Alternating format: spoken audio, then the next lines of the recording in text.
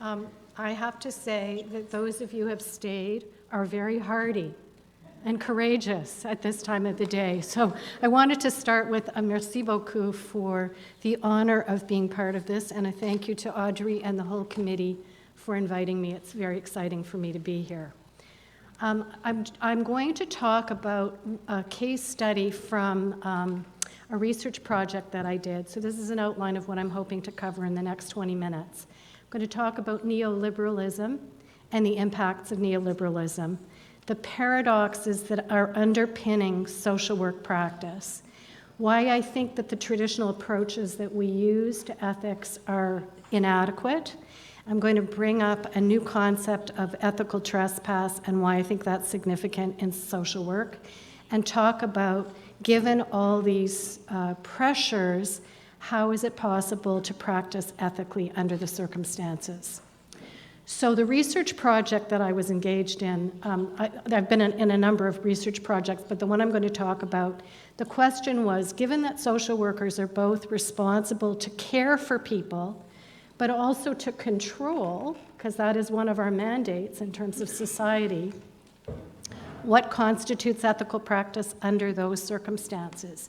And I wrote a book that came out of that study, and the case example that I'm going to share with you comes from that book. So the names that I'm using are pseudonyms. They're not the real names, they're aliases.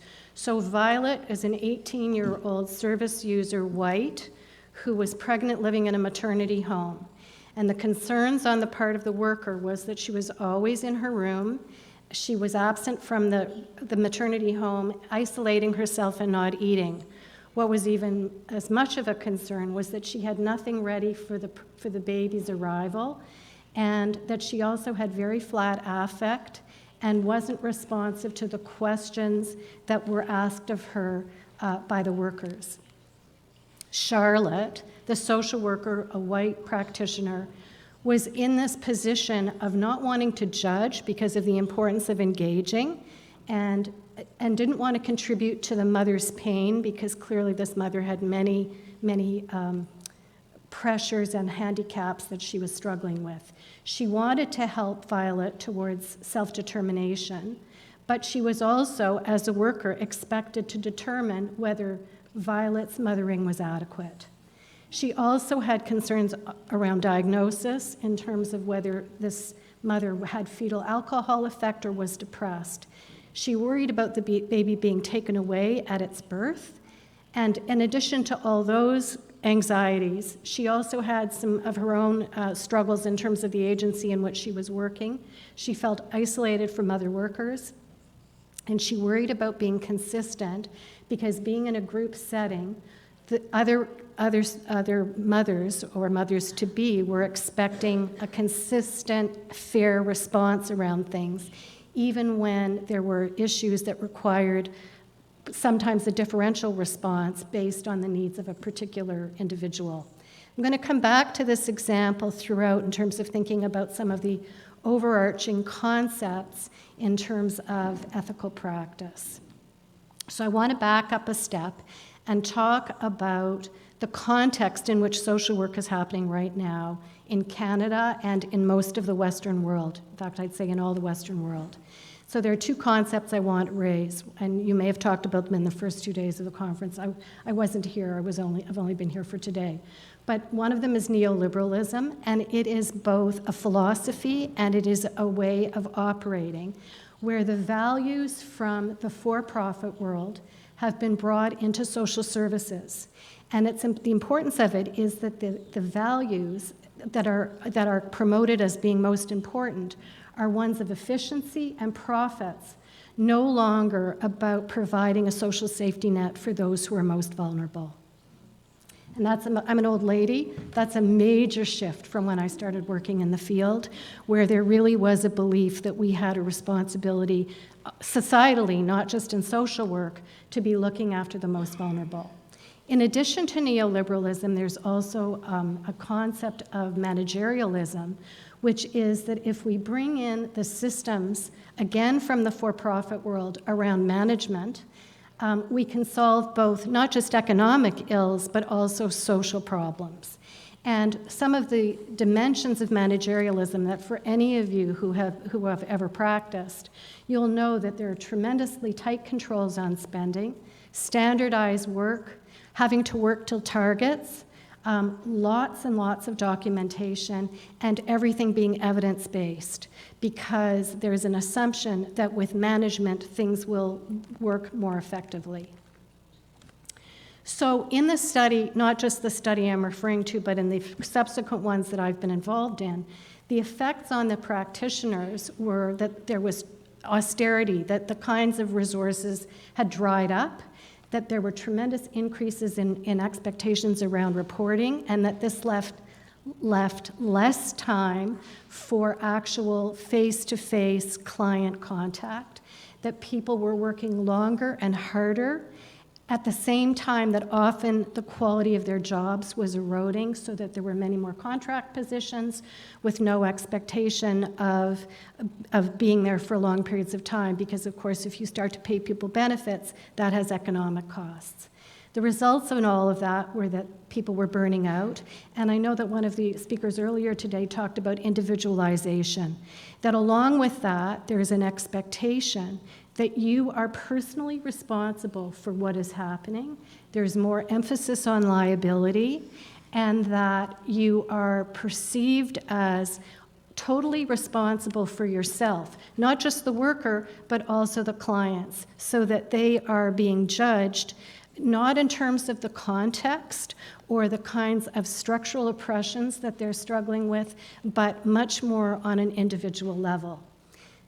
The consequences of this, in terms of what's happening in social work practice, is that what used to be, and this is according to Parton and O'Byrne, a practical moral activity, which is what social work was, is turning into something very rational and technical. So for example, in child welfare, when I spoke to practitioners, they were talking about how much time they were spending in front of computers, just filling out forms and documenting things, and not access to actually being with people. And that also structured their interactions in ways that really prevented them from having the kind of creative interpersonal relationships that were really necessary in terms of their practice. The effects on service users are that they are often viewed as at risk and are pathologized. There are way fewer opportunities and options in terms of prevention that were certainly existed when I started in the field back in the 70s. That there's increased surveillance on service users, and huge resource inadequacies, which of course create all kinds of ethical dilemmas and struggles for practitioners. So in addition to all the contextual things that I think make social work ethically complex these days, there are also the fact that the profession is based on foundations that are actually very paradoxical. And what I mean by paradox are contradictory qualities that are well established and that are the opposite of each other, and they are inherent in our work, and I'm including me, having been a practitioner for a long period of time. So in the book, I talk about 6 paradoxes, but I'm only going to talk about 4 in relation to the case I started the presentation with.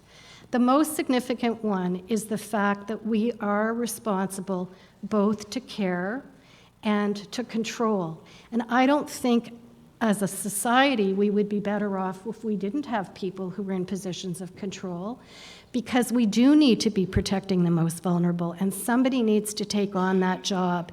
And unfortunately, in terms of Euro-Western culture, and that's not the case for other cultures, if we don't have professionals who are providing that, who's going to be doing that?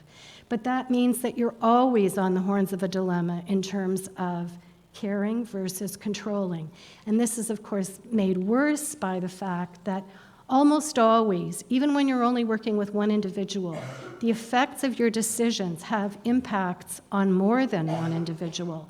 So in the case of Violet, there is the mother, but there's also the baby. So what might be good for the baby may be very harmful for the mother, and that's one of the dilemmas, ethical dilemmas, that practitioners are always struggling with. And for example, in child welfare, the way people get around it is to say, my priority is the child, but the fact of the matter is you're also working with the mother, and of course this is very gendered too, but I won't even go down that road. In addition, there are issues of wanting to be non-judgmental and that being a formative value in our profession, at the same time that you are always making judgments. Who is healthy, who is able to go home from the hospital, who needs assisted living, et cetera, okay? And that, again, those are paradoxes that are intrinsic to the profession. In addition, there's also the paradox of working towards supporting self-determination, so in the case of Violet, wanting her to be able to do what for her makes sense, at the same time that as professionals, every time you make a decision, you are setting norms about what is seen, for example, in this instance, as acceptable mothering. So, the way that we have tended to evaluate things from an ethical standpoint in the profession has been to use the codes of ethics. And I'm not saying that we should throw out the codes. I'm not going to go down the road of all the wonderful ways in which the codes are useful, which they are, but I also think that they're not sufficient, that they're inadequate. And partly I think they are inadequate because they are based on universal principles that are supposed to be generalizable regardless of the context. But the context, in fact, and so it's outside of time or culture or history, and we've heard from some of the other speakers today how valuable and how necessary it is to be taking into account things like history and culture. And yet the codes are expected to be applicable across, and of course, who's making the codes? White, urban, middle class, often men, okay? And so it is with a particular lens that often leaves out a lot of the things that I think actually make something ethically problematic. Also, since it is a list of principles, often the principles are not resolvable, that they conflict. And there is little emphasis, not none, but not very much, on the structural constraints that I've just been talking about, like neoliberalism, like managerialism, and the kinds of pressures that puts on trying to do an adequate job as a practitioner. Also, and again, this has been raised by earlier presenters, the emphasis is very much on using cognitive decision-making models and not looking at emotions. And yet there is lots of research now that indicates that we often make decisions on the basis of our gut and then bring in the justification, the cognitive justification after the fact. And I believe that, in fact, emotions are often the very thing that indicate for us that there's something wrong here that we need to be addressing. And so to throw that out and not utilize that seems to me to be problematic. So I want to talk about this concept of ethical trespass, which is a term that comes from Hannah Arendt, and it was picked up by another political philosopher by the name of Melissa Orley, and she talks about the harmful effects that inevitably follow, not from our intentions and malevolence, but from our participation in social processes and identities. Now, what the heck is she talking about here? I mean, what she's saying is that we are engaged in harming, and I'm talking about me and you, not because we intend to be evil, but because of where we are positioned in society and because of the roles that we play, okay? And Orley goes on to say that it is especially the responsible, well-behaved, predictable subjects of social order who reinforce and extend its patterns of rule, namely social workers. Because through our decisions, what gets taken as the norms and the patterns of rule are established. And so in the process of our doing that, we may be engaged in harms, not out of evil intention, but because, like throwing any pebble into a pond, all the ripple effects, and we can't know the complete implications of this. Then if you add some of the paradoxes that I've been referring to, such as the fact that there's always more than one client, and I say always because even when you're working individually, the decision you make reinforces what gets taken as those norms.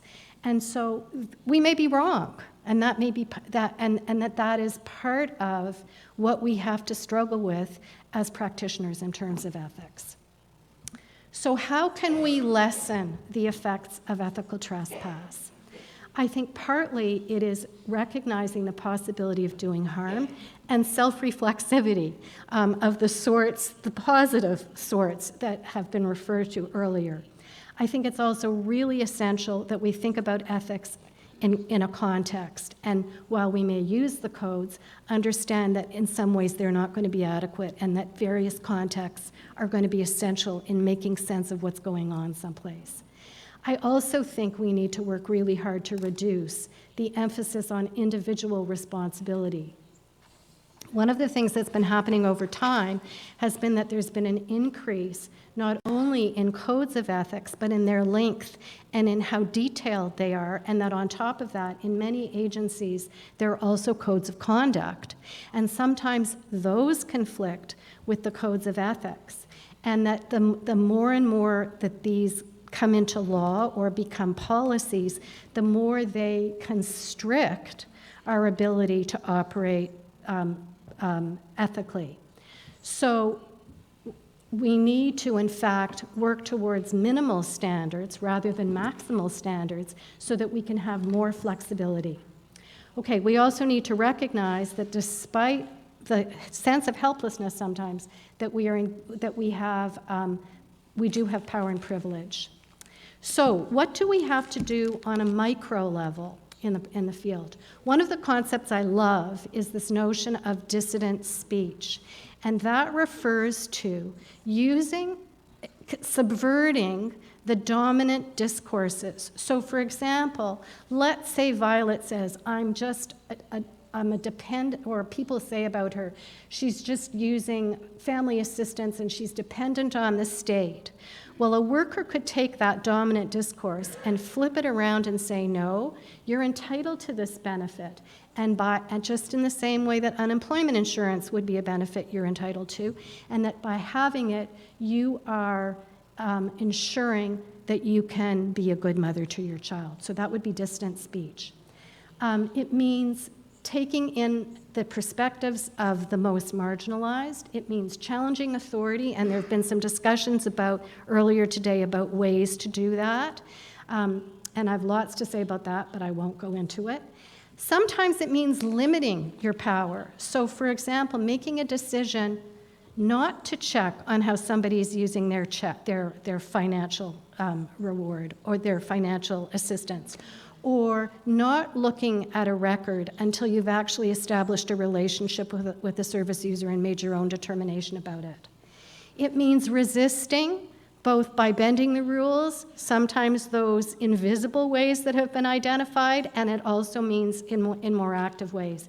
But it also means encouraging service user resistance and not seeing that as them being problematic, but in fact them being entitled to try and push back against the system. And it means persisting because nothing changes overnight.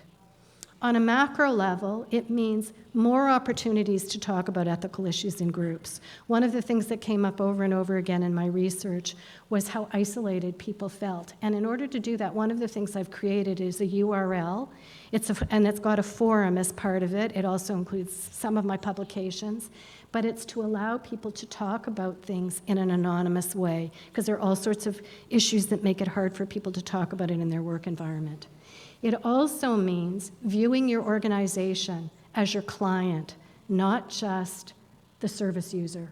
That often you can make changes in your organization. If you identify that there are oppressions in your organization, you can find allies and build solidarity, because it's much harder to outflank or discount it's much harder to ignore a whole group than one individual. It also means finding the overlap between what the organization wants and what you want for the service user. And so sometimes that means using the very language of neoliberalism, of economics, and putting in those terms why the decisions that are being made are actually not effective in terms of what the organization wants. So sometimes you can find the overlap. And that's why I'm suggesting data and documentation, because again, those are the tools now in neoliberalism and managerialism. Sometimes, if you start documenting, you can make a case. And then there's the old tried and true advocacy and activism. So, the most important thing is to maintain hope. I've been around a long time. There are things that are worse than they used to be, but there are also things that are better. And I love the Margaret Mead quote, which says, "A small group of thoughtful people could change the world. Indeed, it's the only thing that ever has." And I believe that social work can be part of that change. So merci beaucoup. I really appreciated the opportunity to be here today. And thank you.